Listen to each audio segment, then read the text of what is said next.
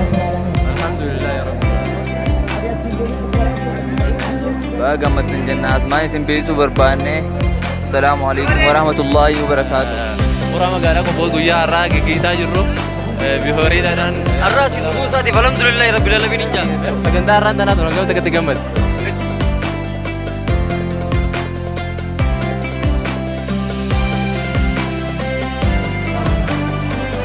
Bismillah, assalamualaikum warahmatullahi wabarakatuh. Sagantaan pura magaalaa ko bood guyyaa har'aa gaggeessaa jirru bihoriidhaan magaalaa ko boodi sagantaa bareedduu gaggeeffamaa jira huno gara qobboo walakatti sagantaa gaggeeffamaa jirti sagantaa sana irratti kan hirmaate namayyuu nama hedduudha sagantaan irraa sun akkamii dansaami assalamu alaikum warahmatullahi wabarakatuh bismillah salatu salam ala rasulillah sallallahu alaihi wasallam alhamdulillahi rabbil alamin gaasin nuge program irraan tanaa kana gaa torban meeqa guutuudha beeyte itti deebinee kaati du'aayee kadhannee rabbii keenya itti qabnee ka'u jirra har'aa si dhuguu isaatiif alhamdulillahi rabbil alamin injaa mee guyyaan kun seefu guyyaa kamii hangam takkatti gammadde wallahi guyyaa baay'een gammadee wallahi wabillahi hangaan gammadee numaaf rabbi beeka sobuufillee osoo hin ta'in hangaa anaa fi saayibon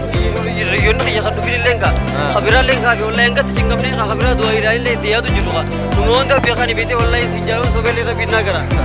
baay'een gammadee wallahi bagatti si hin geenjaan gaadis maal taate asiin nugi alhamdulillahi irraa kana waan hedduu nama gammachiisa ulamaata keenya wajjin warraan sana kana kaa'ee du'aa isaa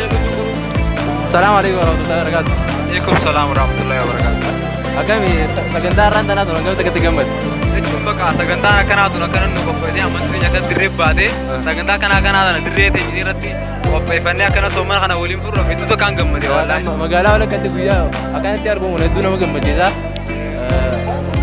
tokkummaa akkanaa tana tokkofuuf rabbi nu haa godhu jedha Rabbitti nu haa salaamu alaikum akkami sagantaa har'aa tana hangam takkatti gammadde akkanatti hawaasa qobboo walii qabamee itti gammadu hedduu takka nama gammachiiste wallahi waliif dhugaa hin barbaadne sagantaan akkanaa takkaa magaalaa tana keessatti qopheessite hin beektu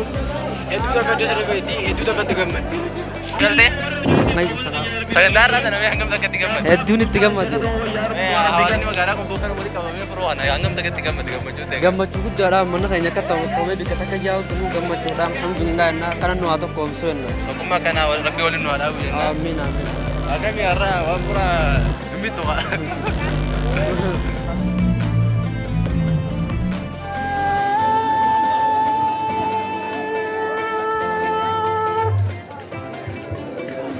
أشهد أن محمد رسول الله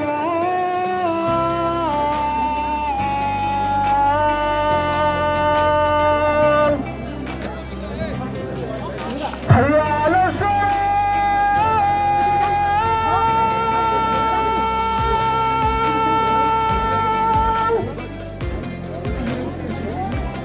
حي على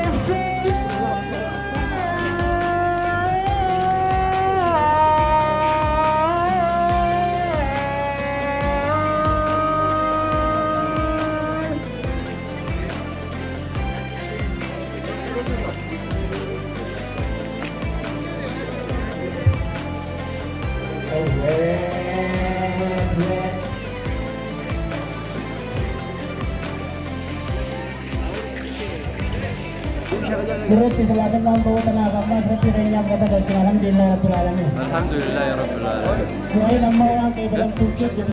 biyya qoofaa biyya namni beelatti beelabu biyya namichi dheebote dheebote biyya namni gaare gaaratti ga'u biyya namni fayyaa dhabetti fayyu biyya wallaalaan itti baratu biyya kasii rabbi nu haa godhu biyya wal jala yaatu laala akka nama ijoollee teenyaa ni bara akka kun ijoollee teenyaa ijoollee kanaa wal rabbi naa deemuun olaa jedhanii naa deemu diini duniyaan waa fedhi rizqii sana kan waa guutu karaa kana kaafan lagee na waa godhu وإلى الله